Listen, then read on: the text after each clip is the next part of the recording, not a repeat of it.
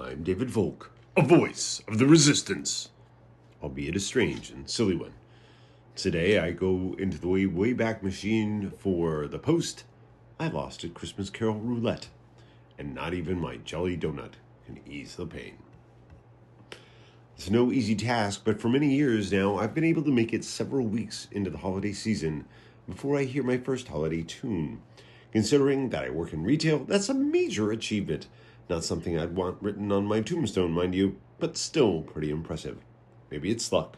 It helps that I've somehow managed to not work on Black Friday, the day when all the carols burst forth on the radio and every other music source as if they were a bunch of Batman villains all freed from prison on the same day and were intent on wreaking as much havoc as possible on an unsuspecting populace before they even made it to their criminal lairs. The chaos is real. A minute before midnight, mild-mannered radio stations play whatever weird formats their corporate overlords mandate. News, sports, jazz, adult contemporary, and the Polynesian resort. Oops. Sorry, those last two were the first hotels at Disney World. I get so confused sometimes. At a minute after midnight, all bets are off. Christmas carols are everywhere. Your favorite music station, your all-news station, National Public Radio affiliates, and even the sports station you go to when you want to escape the news of the world and hear the same guys say the same thing about that same team you've been supporting for years, even though they have no hope of winning the World Series, Super Bowl, Final Four, Westminster Dog Show, or whatever. Hell, there's one station in Seattle that changes format to all Christmas carols all the time the day after Halloween, and that's just wrong. There ought to be a law requiring you to respect the bird, even if you only eat tofurkey on the big day. Despite that, there are years when I've been able to dodge the likes of Rudolph, Santa, the Little Drummer Boy, and the Brown Yawn Virgin, mother and child, by finally getting around to listening to a year's worth of podcasts that I've missed, avoiding network television. Who has time? I'm just starting season 5 of This Is Us and haven't gotten beyond the episode 2 of Schitt's Creek, and keeping my teenagers from killing each other, which is a full-time job, even when they aren't moping around the house 24/7 during the holiday break. I'm not going out of my way to avoid the holidays, mind you. In the shopping center where I work, there's a Santa in a cabin that takes pictures with kids. I go to stores. I stand in line at the post office. I exchange season greetings, even though I'm a casualty in the war on Christmas. I make donations, and I drink holiday beverages. I even go to parties.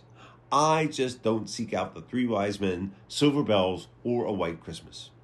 I do enjoy seeing people be kind to each other, just like they are in my favorite Christmas movie of all time, Die Hard.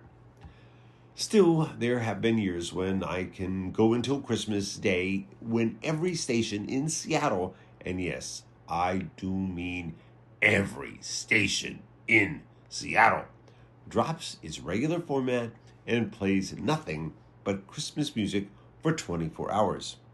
Unfortunately, this was not one of them. Don't ask me how, but on the night after our festival of tofurkey, my family and I watched a musical spoof of A Christmas Carol featuring Ryan Reynolds and Will Ferrell because it looked funny. And it was in an everything, everywhere, all the time kind of way. But there, right in the middle of a decidedly not so Christmassy tune like President's Lament, Good Afternoon, and Unredeemable were songs like Joy to the World, Oh Christmas Tree, and It's the Most Wonderful Time of the Year. And suddenly the floodgates have opened. No matter where I turn, there they are. They're on the city sidewalks, they're in the frosty air, in our gay apparel, where the treetops glisten, where people go gliding in a one-horse sleigh, and where people tell you to be of good cheer. Yeah, right. And I gotta tell you, I don't like it all that much. Not even Grandma getting run over by a reindeer can improve my mood. On the plus side, I guess I can put up with it as long as it reminds people to be nice to each other for once, rather than encouraging them to bye before someone else beats them to it.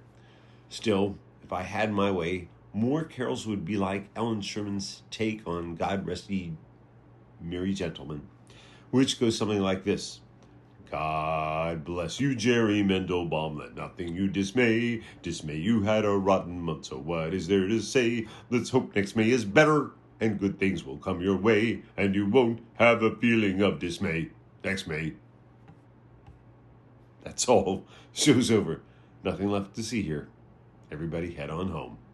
I've been David Volk, a voice of the resistance, albeit a strange and silly one. Happy holidays, everyone.